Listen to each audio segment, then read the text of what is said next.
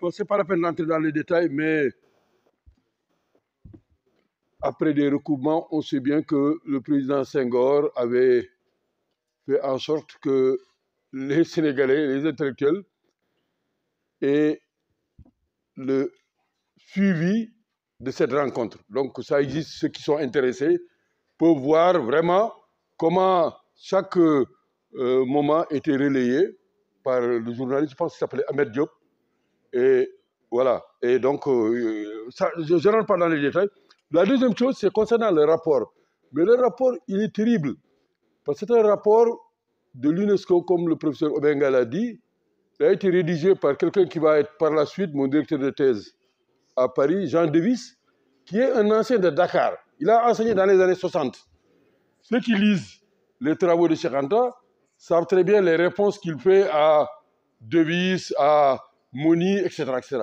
Alors, c'est Devis qui a eu le courage de dire que le rapport de force était inégal. Cheikh Anta et Obenga ont mieux préparé cette rencontre alors que l'UNESCO avait demandé à chacun de bien préparer. Ça, je crois que ceux qui vont lire le rapport, c'est pour ça qu'Obenga parle de victoire.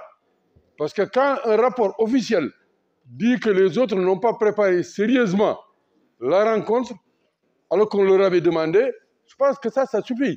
Deuxième chose intéressante, le professeur Sonneron dont il a parlé, effectivement, il a dit que la comparaison entre le Wolof et l'Égyptien ancien ne peut pas relever du hasard. Ce n'est pas possible. Donc là aussi, je pense que c'était les éléments que je voudrais apporter. Alors, la suite maintenant, pourquoi nous sommes là aujourd'hui? Mais c'est que, après ce que vous avez vu rapidement, le colloque du Caire, il y a eu beaucoup de choses qui sont passées. 2 ans après, à Dakar, il y a eu un colloque aussi très intéressant sur Afrique noire et monde méditerranéen. Je ne vais pas discuter parce que Cheikh Anta est intervenu, mais si vous lisez le livre, son texte n'est pas publié. Je ne commente pas et je ne reviens pas sur les raisons qu'on a évoquées pour expliquer que sa communication ne figure pas dans le livre qui existe à Dakar. Ensuite, circulons. L'idéal panafricain, ce qui a été fait, et c'est lors de cette rencontre, là vous avez le ministre et donc l'équipe, je leur avais demandé donc qu'on revienne sur le colloque du Caire et qu'on prépare ça. Donc l'idée a été partagée, endossée au sein de la délégation du Sénégal. Donc vous voyez bien des images, il y avait beaucoup de jeunes Sénégalais qui étudient au Caire actuellement, là c'est des Égyptiennes, il y avait des Nubiens dont vous parlez aussi. Bon, c'était une rencontre très intéressante hein, et c'était émouvant parce que les Égyptiens noirs, il y en a encore aujourd'hui. Alors, de retour du Caire, il y a 4 ans, donc j'ai partagé en milieu universitaire et dans certains cercles culturels avec le directeur du musée, mon frère Bokoum, le coordinateur du projet Histoire Générale, le professeur Ibader Cham, il était à l'époque vivant, paix à son âme. Ils ont accueilli favorablement l'idée d'un projet pour qu'on étudie et qu'on célèbre les 50 années après le Caire. Voilà. L'effet nouveau, c'est qu'entre-temps, il y a eu le centenaire du doyen Amadou Mokhtar Mbow, parce que Amadou Mokhtar Mbow, en tant que directeur de l'UNESCO, a joué un rôle capital. Devis, c'est son ami, hein, Jean Devis. Donc, en fait, c'est des intellectuels qui ont... Alors, donc, lors du centenaire du doyen, on en a parlé. Et bon, il y a eu maintenant des choses qui nous ont perturbé, Covid-19. Et ensuite, il y a eu ce processus, l'ICESCO, qui est l'équivalent de l'UNESCO des pays musulmans. Ils m'ont demandé, en relation avec l'UCAD, de lancer l'idée d'une chaire sur la renaissance de l'Afrique. Ce qu'on est en train de faire depuis 2 ans. Et donc, voilà, maintenant, les prochaines étapes, on partage le dossier avec les parties intéressées au niveau sénégalais, puis au niveau africain et international. Il y a eu la mise en place de comités. Il y a certaines personnes qui sont dans la salle, qui sont au courant depuis longtemps de tout ce que je raconte ici. Alors, on a validé le projet, la mise en œuvre. Donc, bon, maintenant, il y a des comités et on capture 2024. Alors, ce qu'on va faire, c'est il faut qu'on évalue ce colloque-là, ce qu'on vient de faire les 5 jours. Jean Baké, qu'on poursuive et qu'on accompagne. Les célébrations et les commémorations, ok, on ne va pas les les lâcher, on va continuer. Et le mois prochain, je suis invité à Paris, justement, par une organisation qui s'appelle Ndieli, le chemin de la connaissance. Ils sont venus à Dakar. C'est des gens de la... alors, ensuite, je sais que, comme chaque année, le 7 février, il y a des groupes qui se préparent. Et je crois que je vois dans la salle certains comme Aziz et des maris. Donc, bref, on va continuer de suivre le processus, mais ce qui est beaucoup plus important, c'est d'organiser ce grand colloque sur la renaissance de l'Afrique où, au niveau de la chaire, on a discuté d'abord sur des questions épistémologiques. Parce que Renaissance, ça signifie. On a beaucoup travaillé depuis un an, il y a des interventions, il y a un certain nombre de textes sur l'histoire des renaissances.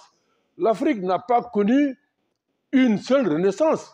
Même dans l'Antiquité, il y a eu des renaissances africaines. Quelqu'un comme le professeur Aboubakr Moussa Lam, on l'a invité, il a expliqué les renaissances qu'il y a eu même dans l'Antiquité. Il y a eu des renaissances au Moyen-Âge, il y aura d'autres renaissances africaines. Alors, les défis contemporains, aussi, on en a parlé, parce que c'est bien de parler d'égyptologie, mais mon Dieu, l'Afrique aujourd'hui, avec les problèmes qu'on a, sur le plan politique, sur le plan économique et sur le plan culturel, on a eu des échanges là-dessus. Et lors de ce grand colloque, on va revenir sur ça. On a même abordé les utopies africaines. Les cinéastes, il y a des Africains sur le plan culturel qui imaginent l'Afrique de demain. Ils ont fait des films, on a regardé les films, on a réfléchi là-dessus. Donc, on va discuter de ça avec les travailleurs culturels qui sont dans ce pays. Le sport, on va l'intégrer. Pourquoi? Mais l'égyptologie, attention, quand on nous raconte l'histoire de la découverte de l'Afrique, qui a découvert l'Afrique?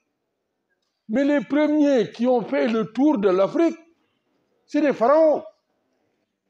Le périple de Nekao, Nekao c'est un pharaon.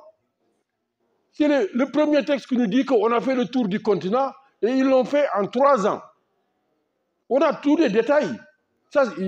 Alors, on va revenir sur ces questions-là. Je sais que Pathé Diagne a essayé avec Bakary II. Bon, au Sénégal, mais on va revenir sur ces questions. Le périple de Anon le Carthaginois, qui est venu, qui a décrit. Quand on parle de l'Antiquité, ce n'est pas seulement les sources égyptiennes.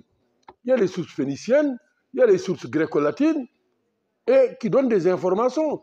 Parfois, les textes égyptiens, en tout cas, au moment où je vous parle, moi je ne connais pas encore de textes égyptiens qui donnent le détail sur le périple de Nekao. Qu'est-ce qui l'a amené à faire le tour du continent et à revenir? On va revenir donc avec des équipes, même l'Afrique à pied. Nos ancêtres, ils allaient à la Mecque à pied. Et Cheikh Anta, avant de quitter ce beau monde, avait élaboré un projet qu'on n'a pas pu réaliser. C'était en 87. Le projet consistait, à partir de Dakar, à aller faire ce que les Français ont fait Djibouti.